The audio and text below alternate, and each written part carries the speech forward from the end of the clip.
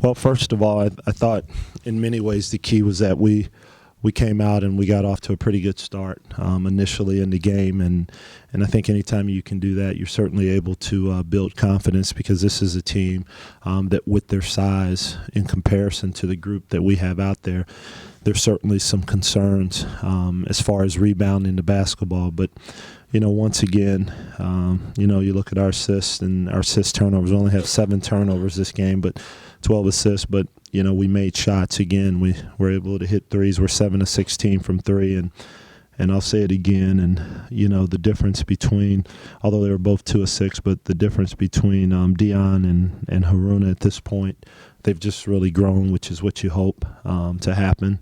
And to have 5 guys in double figures, that's a nice thing to be able to sit there and look at that. And Rod Mills made shots tonight, so the sophomores really played well tonight. So certainly happy for them to play well and to come out like that. In the second half, we went through a point there where I felt like there were about 6 possessions in a row where they got an offensive rebound. And I may be wrong, but it definitely felt that way. And I understand we're going to go through some points because of the lineup and the size. But, the ones that really bother me are the ones on the free throw line and giving up the offensive rebounds. And, and it's work and it's hard, but, somehow you just got to figure out a way to overcome that and to be scrappy. But, having said that, we found a way not to lose our composure. We stayed poised pretty much. And even though they made some runs, we were able to answer those runs and able to close it out. And more importantly, we made free throws. So 21 to 25 from the free throw line is a good stat. That's good for our team. Questions? Yeah. That kind of mental toughness to make those free throws, to hold off a team like Kent State coming down the stretch. Could you see this team doing that earlier in the year, or is this an indication of their maturation? Well, there were some games we certainly played well early in the year. We went through a tough time, as there's no secrets about that. You go look at our scores, you go look at the amount of points we were scoring. We weren't making shots, and I'll continue to say that.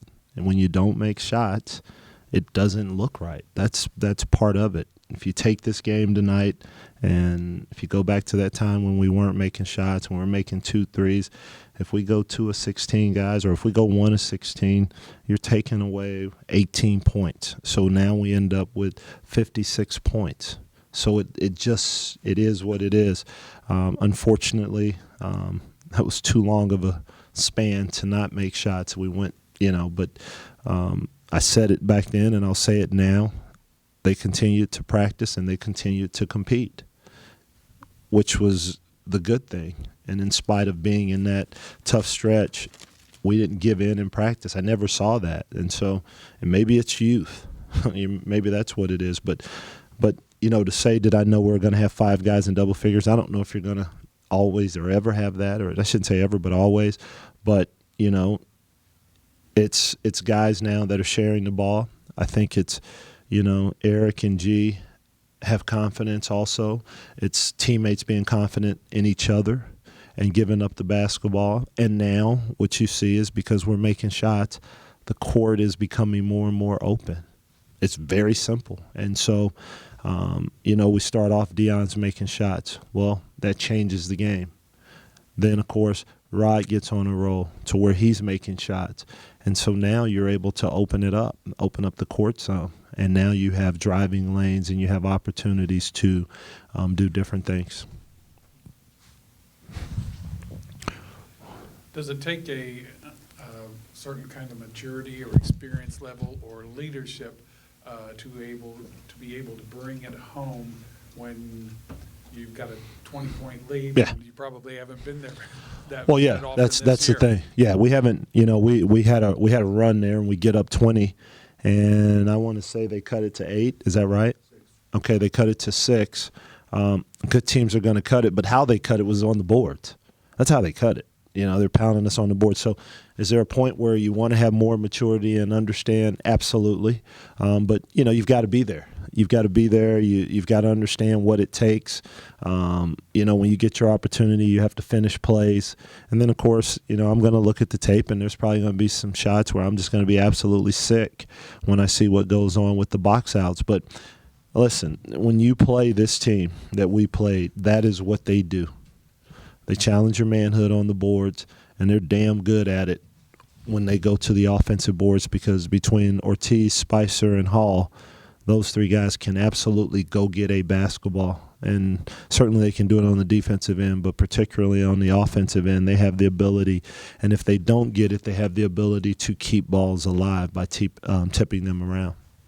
I would take it with the sophomores now that they're getting toward the end of the season, and that you would like to see them keep the mentality of being able to shoot the ball. I mean, they were Wade and Bruno were both 2 for 6, which seemed like they shot more than that. But in addition, they seem to be getting to the line. Between the two of them, they're 9 for 9 in free throws. So it looks like they're learning to play the game, so to speak. Yeah, I mean, they're doing things. They're doing good things, I should say. They're involved in plays, like you said. They're making shots, and when they do get inside, and we're still learning. They're still learning how you've got to be more physical with your drives and stronger with your basketball. But they're going to the line and they're knocking them in. And I think it's clear when you look at them out on the court that they have more confidence. It's just that simple, And I'll say it again. And in many ways, it was coming. And then we go to Ohio U, and those two, it just seemed, we saw it as a staff. We're sitting there, and it was like, there it is. It was like the light came on for those two. And it doesn't mean they can't have bad games, but I think, it's like the child that moves into the new house, and you have all these people that you live around, and you go out and play, and you're waiting till the moment when you feel like you belong. And that's what's happened with them. Sometimes it's quick, sometimes it takes longer, but they feel like they belong. And we've had enough games now, and they've seen success against good teams. And so now you have something that you can recall and use it, to get you through. But Haruna was in foul trouble, and he had a breakdown defensively, didn't want to foul, and the guy just drives to the basket. Those are things that we got to understand. We got to get better at that. But I'll take those two. Those kids they're going to be good players. So, Rod, big second half for you. What was the difference from first half to second half for you? I really just said it was no difference. I just was able to catch stuff in rhythm. After I hit the first one, I kind of felt good. And then the next two I had to shoot at the late shot clock, and then they ended up falling for me. So it was just that kind of night for me, I guess. They were just shots were falling.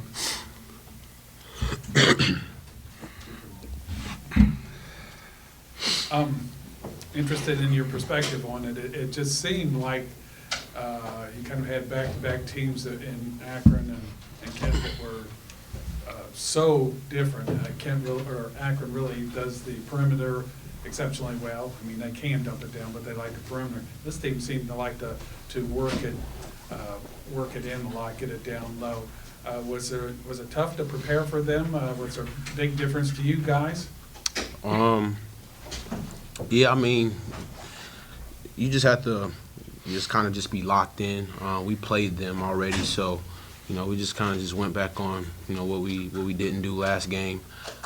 We know that they don't really like to shoot the three a lot, so we were able to just do different schemes and stuff, and they worked. At the end of the day, we got to be more aggressive on the boards, because a team like that, they were desperate at the end. They were missing shots, so they were just crashing in there hard. So we just got to be better on the boards. After the technical ejection and so forth, you're up 20. Then they made a run. What was going through your heads at the time of the run? I'll just say basketball is just a game of runs. They had their run. We had our run. We were just able to fight through that run by making some shots and then getting some rebounds. And I think that was key because when we got some rebounds, they weren't really scoring off that. So when we were able to do that and then make some shots in the end, it kind of stopped the bleeding. So once we did that, we kind of were able to gain control of the game again. Okay. I see here, 1, 2, 3, 4, 5 guys in double figures for Miami. How's it feel to get that kind of contributions in a big win? I mean, just like I said from, the last interview, it's just kind of just a snowball effect, just confidence, we're starting to believe in one another even more, not saying we didn't before, but even more now, because we see what it is, see what the result can be when we all just share the ball. Then once everybody start making shots, we're that hard to guard. Then it makes lanes up for other people. So it's just a confidence builder. I'm excited to see how we play next game, just so we can see how it snowballs. Especially in the second half, free throws were off the charts. I mean, that was just such an impressive performance and probably the major difference in the game. What goes into that effectiveness at the line, especially coming down the stretch in the key situation with you trying to hold them off? I would say that's just one of the things Coach emphasizes in practice is shooting free throws. We always shoot them after practice, and he really wants us to concentrate because he knows how important they are coming late game situations. So I think that emphasis over the last couple of weeks is starting to pay off more because we've been hitting them. Like this game, we shot pretty well from the free throw line, and then the game before we also shot well, and then those were 2 games that we won. So I think when we get to the line and hitting free throws, that becomes a big part of our game and why we can, if a team does have a run, we can kind of hold them off from hitting our free throws. So you're beating contenders. You're beating Akron. You're beating Kent State. You've got 2 more coming up. I mean, how exciting is this for you guys all of a sudden, especially the way, after the way the season started? You guys got to be kind of off the charts worked up. All right. It's fun. Coaches always just try to tell us just to try to enjoy the process. We dealt with a lot of things, but at the end of the day, we signed up for it. We got to take the good with the bad, and it's just a good feeling now to everything starting to peak right now at the right time. So I just commend everybody on our team and our coaching staff for just staying consistent. And staying the course, and everybody just believing in one another. I think you're starting to see the result of that now, because we always felt we had the talent, but we just have to just put it all together, So it's a good time.